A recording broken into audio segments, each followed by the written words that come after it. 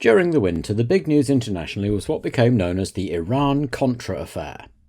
President Reagan had made support for anti-communist insurgents around the world a campaign promise when he was elected in 1980, but in 1983, Congress had forbidden American officials from supporting the Contras, a group fighting the Cuban-backed socialist government of Nicaragua, because the Contras were largely funded by drug cartels.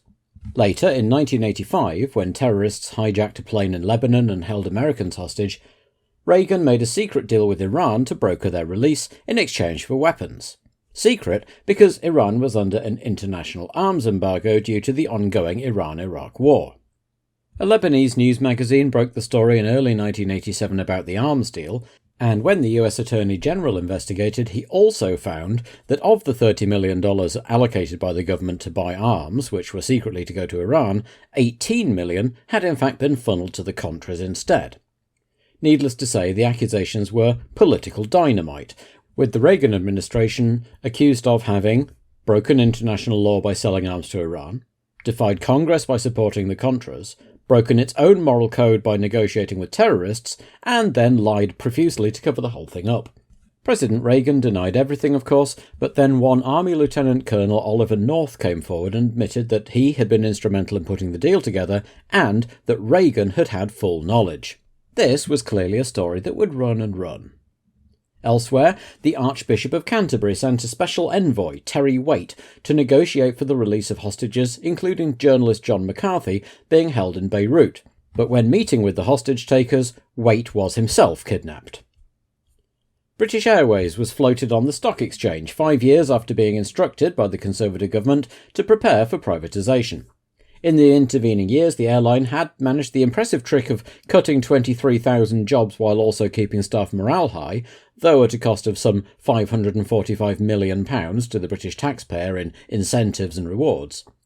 The stock market flotation in 1987, though, was 9 times oversubscribed and regarded at the time, at least, as the most successful of all of the Thatcher-era privatisations of public-owned assets. In the Soviet Republic of Estonia, the proposed opening of massive new phosphorite mines led to large protests against both the environmental damage and flood of other Russian and non-Estonian immigrants it would lead to.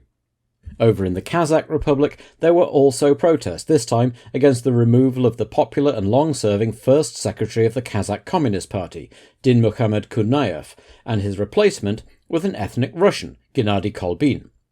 Unlike in Estonia, where the protests went off peacefully and were ultimately successful, the so-called Jaltoksan riots cost the lives of some 170 to 200 civilians, or 2, according to the Kazakh SSR government at the time.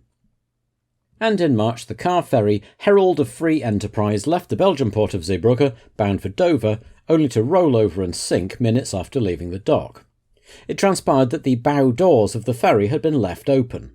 193 people died in the worst British peacetime maritime disaster since 1919, and while the subsequent inquests found the blame to be with the individual crew members and the captain responsible for closing the doors and making sure they were closed before setting sail, there were also recommendations for safety measures to prevent a recurrence.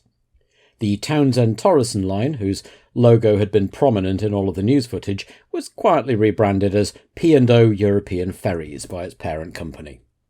It had been a busy winter in the world of Formula One, too. The off-season had seen much wrangling over new rules and format, and eventually a compromise was reached. The FIA got its way over the introduction of pop-off valves to limit turbo power. The teams and engine developers had preferred restrictions on fuel to force drivers to turn the boost down manually, but dropped the unpopular sprint race qualifying idea. Bernie Eccleston, meanwhile, was brought into the FIA fold as Vice President of Promotional Affairs, responsible for promoting all of the FIA's various championships, including F3000, rallying, sports cars and touring cars, as well as F1. With Pirelli's withdrawal from the sport, Goodyear were now the sole tyre supplier for 1987, and were in search of ways to cut costs after an attempted takeover by an Anglo-French consortium. The American firm announced that they would be reducing their financial outlay on F1, and it looked for a while as if they might pull out altogether, leaving the entire field bootless. But eventually it was agreed that they would produce one spec tyre plus a qualifying compound, though not the super sticky one-lap wonders of 1986, and would not be providing them free to anyone, which would be a major financial outlay for the smaller teams.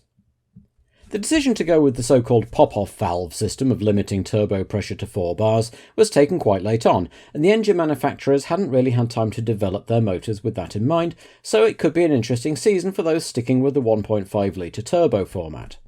Those electing to convert to the 3.5 litre atmospheric engines had just one option. Ford had reworked the venerable DFV engine into the DFZ, and made it available for anyone who wanted one.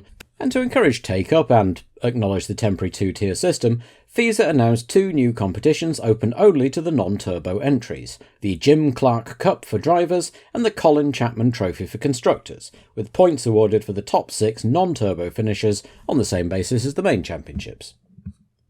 A 17-race season was announced early in the year, with the Portuguese and Spanish Grand Prix now on successive weekends, and Grand Prix racing returning to Japan for the first time in 10 years, to the Suzuka Raceway, owned and operated by Honda themselves, with an unusual figure-8 configuration and set in a Honda theme park. There were clouds on the horizon, however, for the Canadian Grand Prix, with a rift developing between major brewery sponsors Labatt and Molson.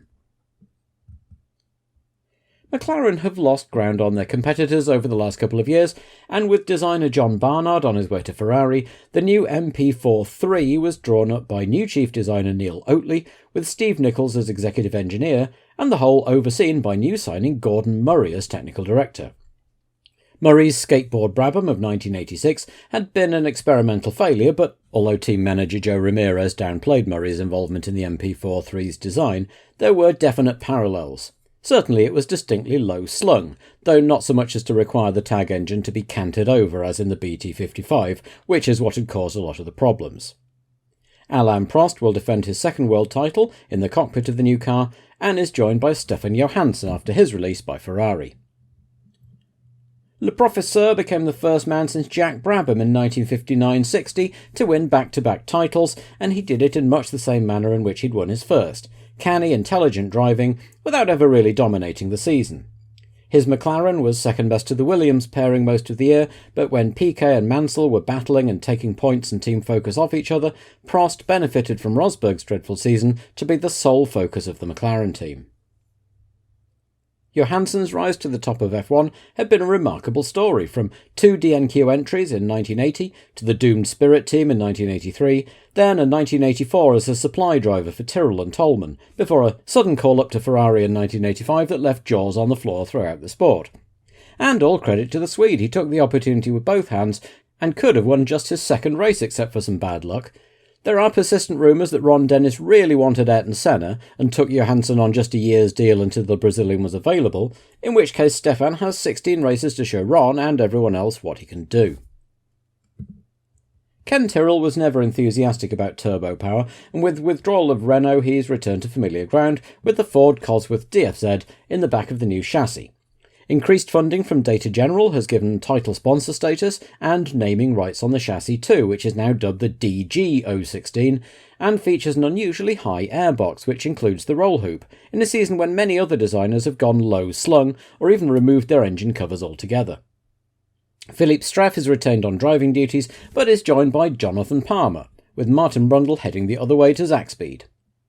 31-year-old Palmer has had a trying few years in Formula 1, having signed first for the Ram team and then 2 years with new boys Zakspeed. An experienced test and development driver, he must nonetheless have been frustrated with the lack of results or even finishes he was able to look back on. He'll be hoping that Tyrrell will provide a bit more reliability and some results. Philippe Streff had never quite hit the heights again of a third place for Ligier at the inaugural Australian Grand Prix in 1985, although he came close again in Australia in 1986, but he has provided a safe pair of hands for Tyrrell throughout the 1986 season, and is still talked about as one to watch for the future. The dominant Williams of 1986 is tweaked a little for 1987, with the FW11B basically the same, with the latest version of the Honda Turbo V6 pop-off valves and all in the back, and some minor aerodynamic refinements. Everyone was glad to see the freshly minted Frank Williams CBE back in charge full-time as he adjusted to life in a wheelchair, but there were tensions within the team. Drivers Mansell and Piquet had developed a distinctly frosty relationship, and the Honda leadership, who were paying much of Nelson's substantial retainer, were firmly on Team Nelson, believing Williams and Head's insistence on equal treatment for Mansell had cost the Brazilian the 1986 title. Nonetheless, it looked like a winning combination going into 1987, and most expected one of these two drivers to be this year's champion. When he signed for Williams in 1985, Nigel Mansell was widely regarded as a decent driver with a lot of heart, but too wayward to make it to the next level. His wins at the end of that year opened a few eyes, and in 1986 he was an absolute revelation for any remaining doubters. He not only won more races than anyone else, but usually looked comfortable and in control while doing so. There are still those who believe he should be number 2 to Piquet, not least Piquet, but results in 1986 suggest otherwise. Nelson Piquet is known as an easygoing and fun-loving character, but often in 1986 he looked out of sorts and frustrated.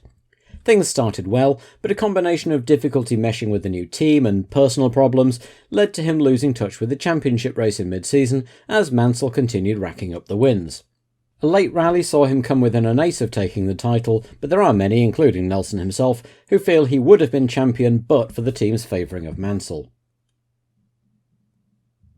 1986 was the team's first year without the talismanic Nelson Piquet and was an unalloyed disaster.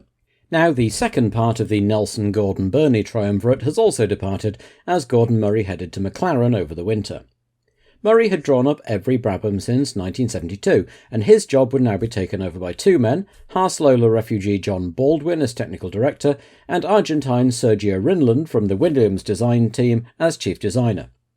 Although BMW had decided to pull out of F1 with the oncoming turbo ban, Bernie Ecclestone held them to their contract, and they will continue to supply the team for 1987, but have elected only to continue supplying the tilted units used in 1986, while the upright engines used by Benetton and Arrows, which Rinland and Baldwin had designed the new car around, were instead supplied as customer engines to Arrows.